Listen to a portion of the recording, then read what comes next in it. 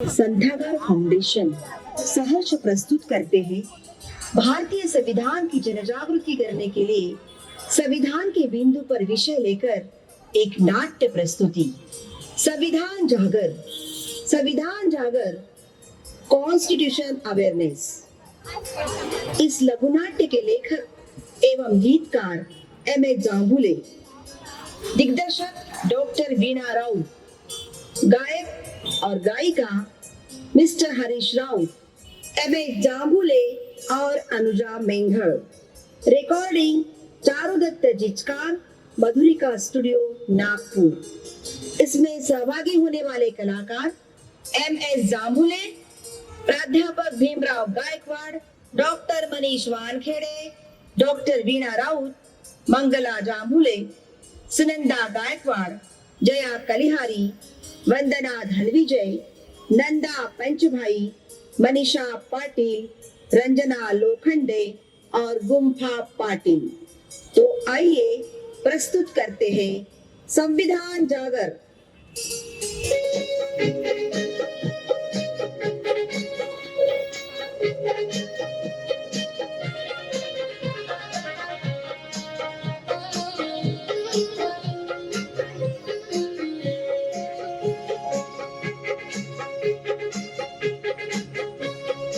भीमराव जी ने संविधान लिखकर समता में देश को लाया, अधिकार देकर सभी जनों को देश की शान बढ़ाया, देश की शान बढ़ाया।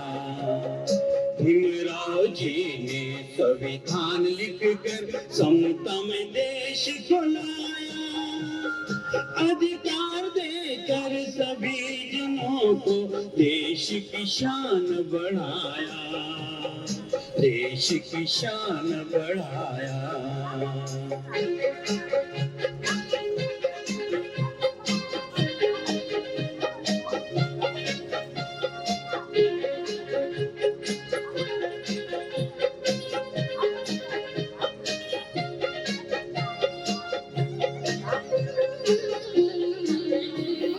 राजशाही और जातिवाद को उन्होंने हटाया, गरीब अमीर की खाई को भी उन्होंने मिटाया। राजशाही और जातिवाद को उन्होंने हटाया, गरीब अमीर की खाई को भी उन्होंने मिटाया। मौलिक अधिकार दिए सभी को एकता पे लाया, अधिकार देकर सभी जनों को देश की शान बढ़ाया, देश की शान बढ़ाया। भीमराव जी ने संविधान लिखकर समता में देश को लाया, अधिकार देकर सभी जनों को देश की शान बढ़ाया, देश की शान बढ़ाया।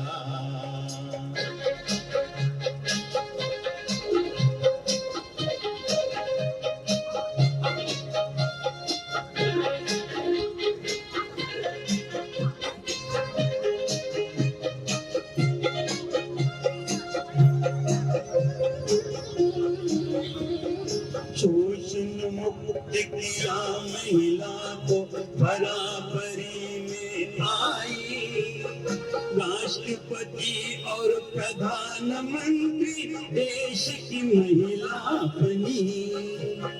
शोषण मुक्त किया महिला को बराबरी में आई, राष्ट्रपति और प्रधानमंत्री देश की महिला बनी। स्त्री जनों का सम्मान किया, समता में उनको लाया, अधिकार देकर सभी जनों को देश की शान बढ़ाया, देश की शान बढ़ाया। भीमराव जी ने संविधान लिखकर समता में देश को लाया, अधिकार देकर सभी जनों को देश की शान बढ़ाया, देश की शान बढ़ाया, अधिकार देकर सभी जनों को देश की शान बढ़ाया, देश की शान बढ़ाया।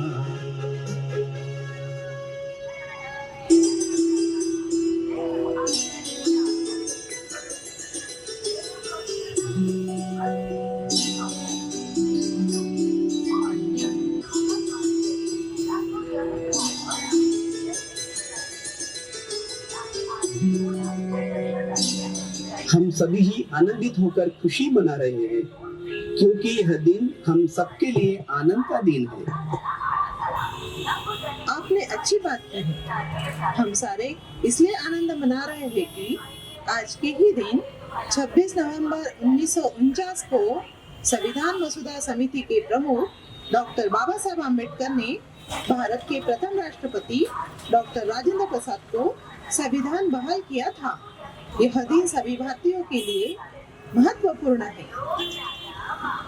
चलो साथियों, हम सभी संविधान उद्देशिका की शपथ लेंगे।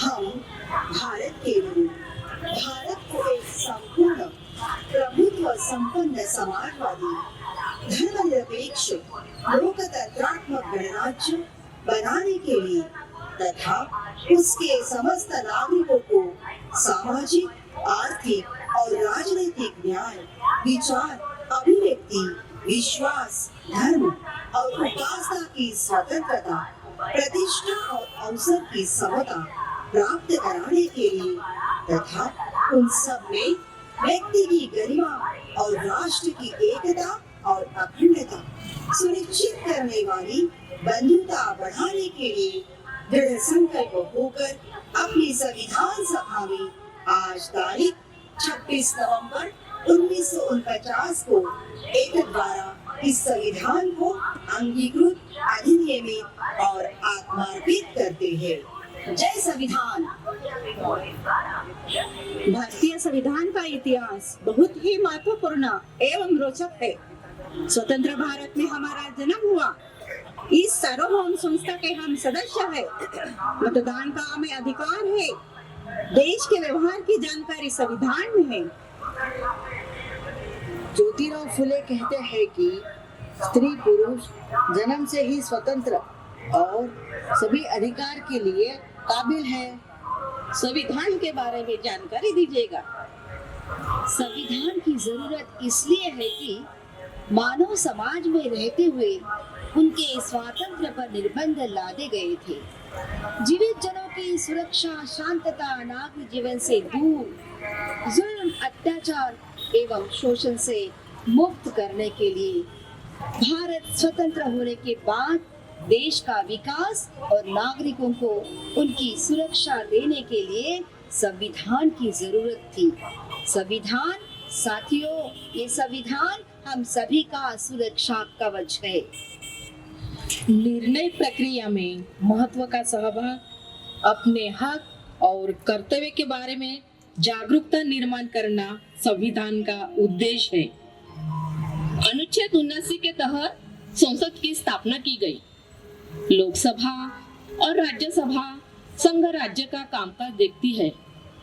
संविधान या राज्य घटना मानव, प्राणी और शासन संस्था के साथ किया हुआ करार का महत्वपूर्ण दस्तावेज है, जिसके मार्गदर्शन से भारत की सभी गतिविधियां चलती है।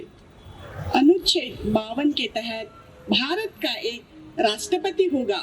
कलम 53 के मुताबिक उनको संघ राज्य के कार्यकारी अधिकार है, जिससे सारे भारत की कार्य प्रणाली चले। संविधान के कलम 124(1) के तहत संघ न्याय यंत्रणा यानी सर्वोच्च न्यायालय, सुप्रीम कोर्ट चलाने के लिए एक मुख्य न्यायाधीश होगा और अन्य 30 न्यायाधीश होंगे।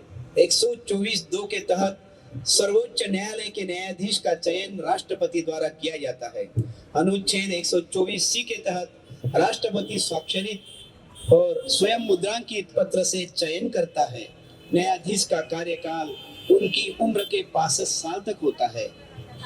कलम 153 के तहत राज्य का एक राज्यपाल होगा। 154(1) द्वारा राज्य की शासन शक्ति उनके पास होगी। संविधान नियम से राज्य में कार्य देखा जाएगा। 155 के तहत राज्यपाल का चयन राष्ट्रपति करता है।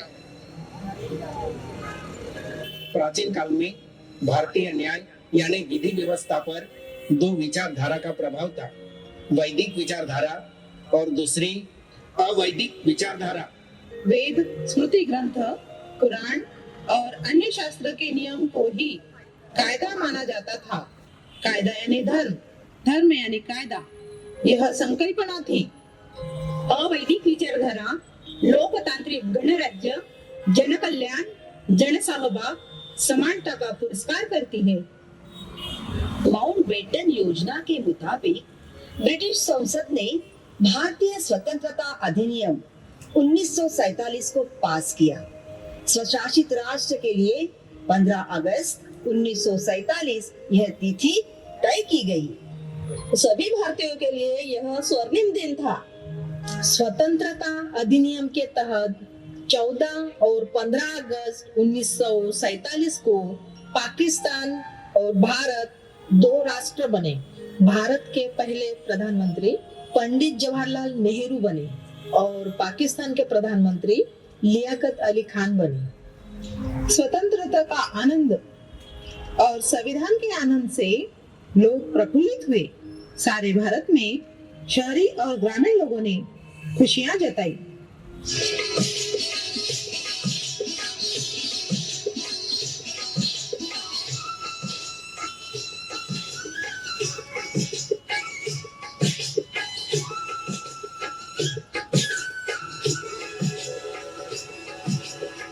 संविधान है ये जीवन आईना, संविधान है ये जीवन आईना, सभी भारतीयों की है ये संहिता। संविधान है ये जीवन आईना, संविधान है ये जीवन आईना, सभी भारतीयों के अधिकार है इसमें, सभी भारतीयों के अधिकार है इसमें, कर्तव्य नागरिकों के दिए हैं उसमें, कर्तव्य नागरिकों के दिए हैं उसमें, समता न्याय बंधुत्व से सभी को है रहना, समता न्याय बंधुत्व से सभी को है रहना, सभी भारतीयों की है ये संहिता। संविधान है ये जीवन आईना, संविधान है ये जीवन आईना।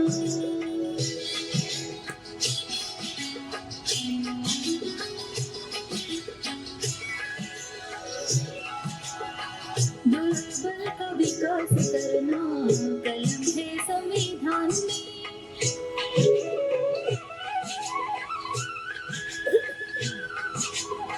दुर्बल का विकास करना कलम है संविधान में, महिला को समान दर्जा दिया है संविधान ने, महिला को समान दर्जा दिया है संविधान ने, सभी भारतीयों को इसी दायरे में है रहना, सभी भारतीयों को इसी दायरे में है रहना, सभी भारतीयों की है ये संहिता, सभी भारतीयों की है ये संहिता। संविधान है ये जीवन आईना, संविधान है ये जीवन आईना, संविधान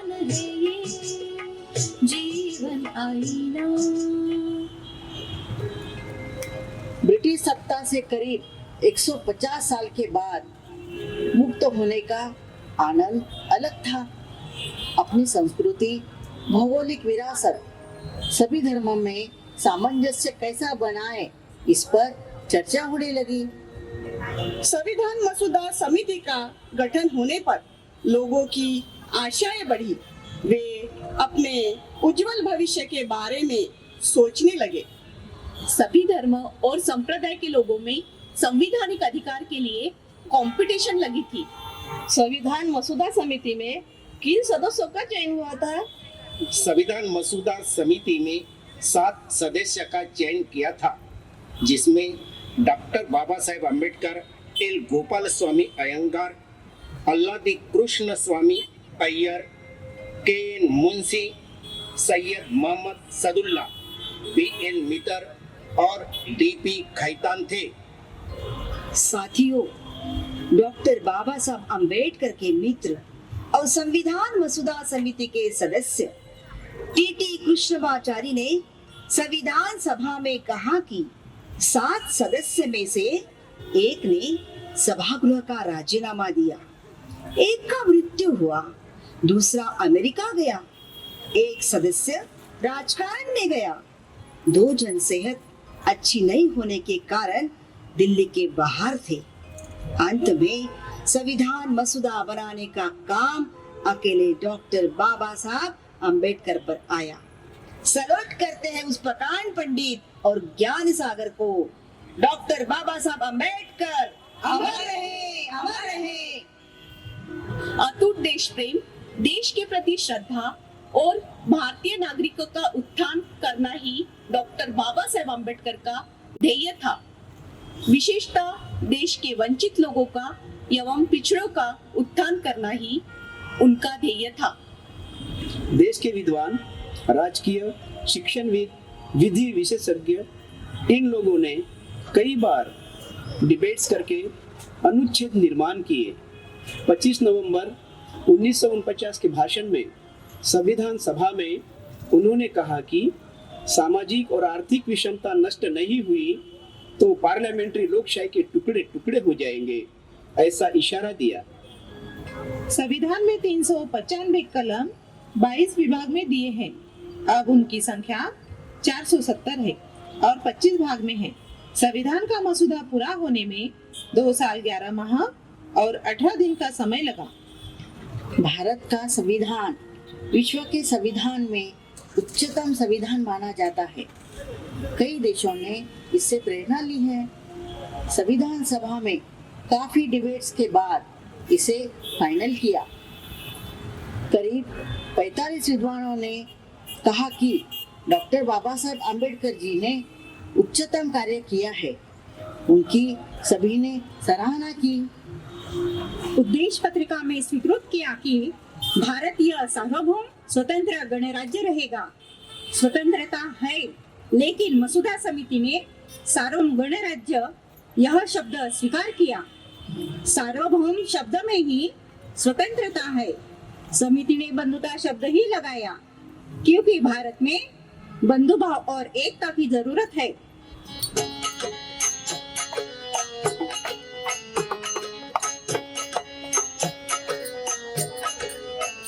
संविधान की कमाल सभी हुए माला माल, संविधान की कमाल सभी हुए माला माल, संविधान ने सबको सवारा रे, एक माला में सबको पिरोया रे, एक माला में सबको पिरोया रे। संविधान की कमाल सभी हुए माला माल, संविधान की कमाल सभी हुए माला माल, संविधान ने सबको सवारा रे, एक माला में सबको पिरोया रे, एक माला में सबको पिरोया रे।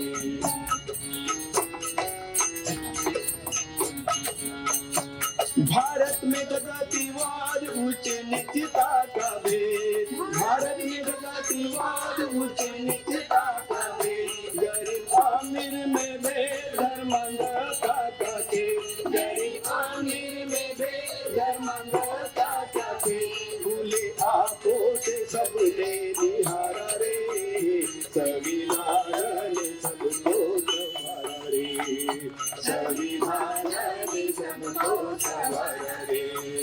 संविधान की कमाल सभी हुए माला माल, संविधान की कमाल सभी हुए माला माल, संविधान ने सबको संवारा रे, एक माला में सबको पिरोया रे, एक माला में सबको पिरोया रे, एक माला में सबको पिरोया रे। अब हम मौलिक अधिकार फंडामेंटल राइट्स के बारे में बात करेंगे। इसके सिवा किसी का विकास नहीं हो सकता। इसे ही नागरिकों के मौलिक अधिकार कहते हैं। संविधान के भाग 3 में अनुच्छेद 12 से 32 में दिए हैं। 44वें संशोधन 1979 के तहत संपत्ति के अधिकार को मौलिक अधिकार से हटाया गया। मौलिक अधिकार यानी फंडामेंटल राइट्स 6 प्रकार के हैं। एक, समता यानी समानता का अधिकार, अनुच्छेद 14 से 18। 2, स्वतंत्रता का अधिकार, अनुच्छेद 19 से 22। 3, शोषण के विरुद्ध अधिकार, अनुच्छेद 23 से 24। 4, धार्मिक स्वतंत्रता का अधिकार, अनुच्छेद 25 से 28। 5, संस्कृति और शिक्षा का अधिकार, अनुच्छेद 32। 6, संपत्ति का अधिकार 1979 में निकाला गया। संविधान भाग 4C के मुताबिक नागरिकों के मूलभूत कर्तव्य यानी कि फंडामेंटल ड्यूटीज दिए हैं। संविधान का पालन करना, उनका आदर्श, संस्था, राष्ट्रध्वज और राष्ट्रगीत का सम्मान करना। जिससे हमें स्वातंत्र्य मिला, उन आदर्शों को हम सम्मान दें और अनुसरण करें।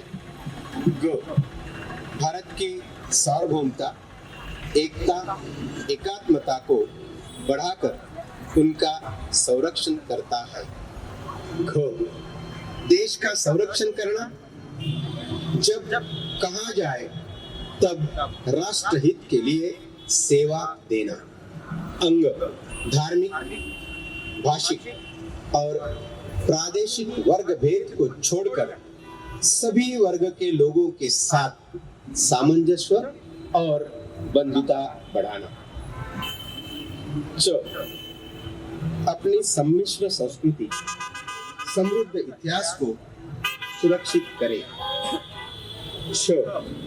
वन, फॉरेस्ट, सरोवर, नदियां, जीव सृष्टि और नैसर्गिक पर्यावरण का संरक्षण करना, उसमें बढ़ावा देना, प्राणी मात्र पर दया प्रेम करना।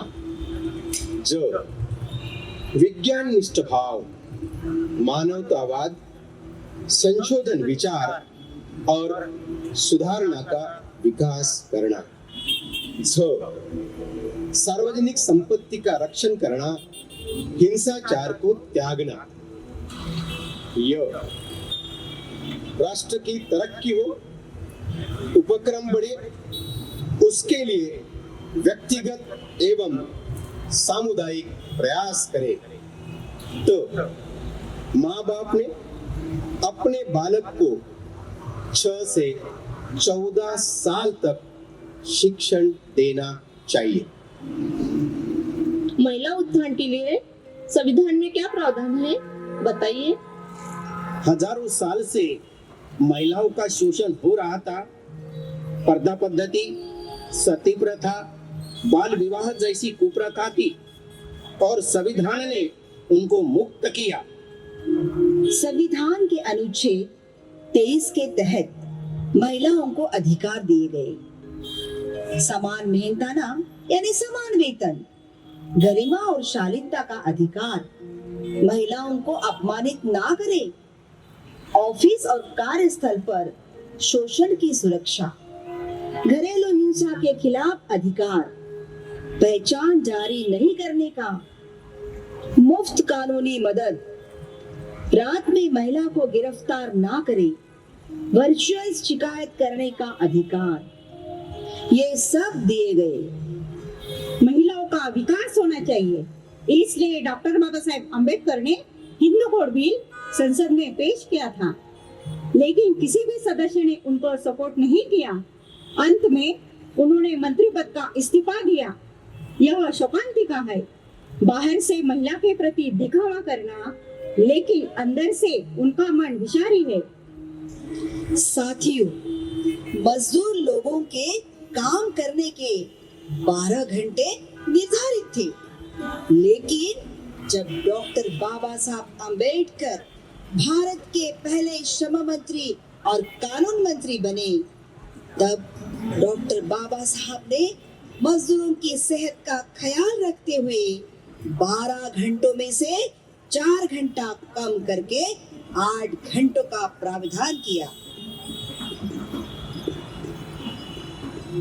अनुसूचित जाति और जनजाति वर्ग के विकास के लिए संविधान में क्या प्रावधान है?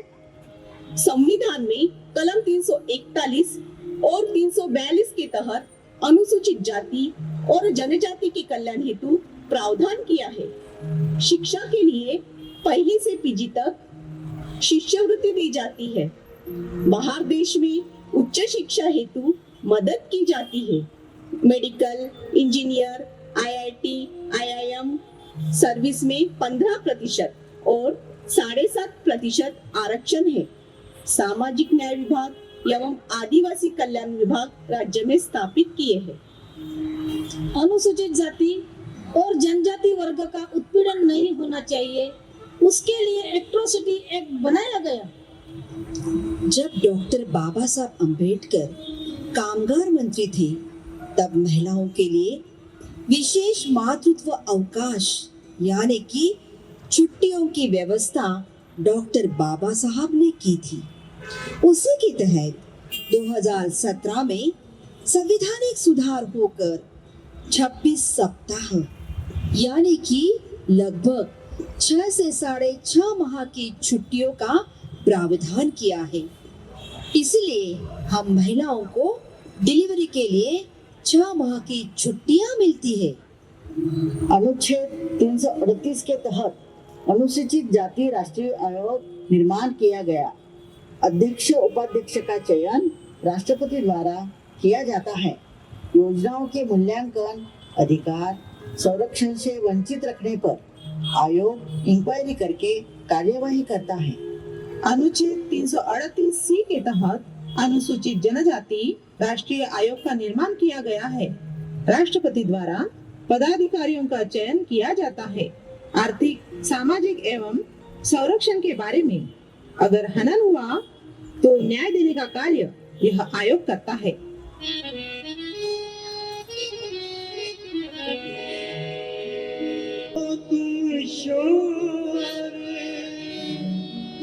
विवाद करो हजार, संविधान को ना संभाले तो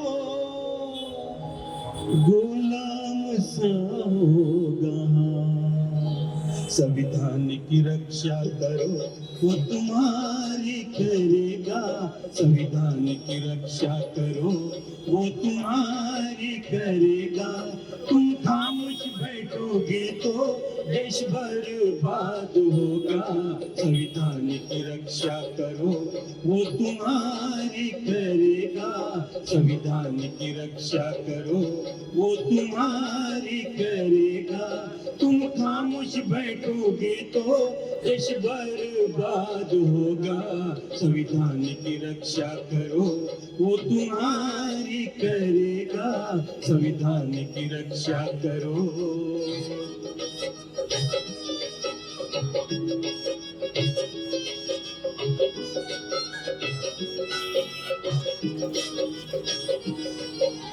दिन रात मेहनत करके संविधान भी मुझे लिखा है।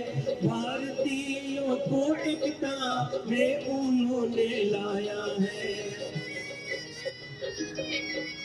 दिन रात मेहनत करके संविधान भी मुझे लिखा है। भारतीय भाइयों को एकता में उन्होंने लाया है। परवाह न की खुद की और परिवार की,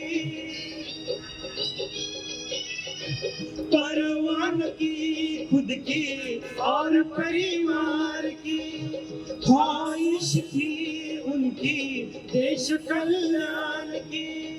समझ लो उसे तुम देश वालों, संविधान की गरिमा को नीचे लगाओ, संविधान की गरिमा को नीचे लगाओ।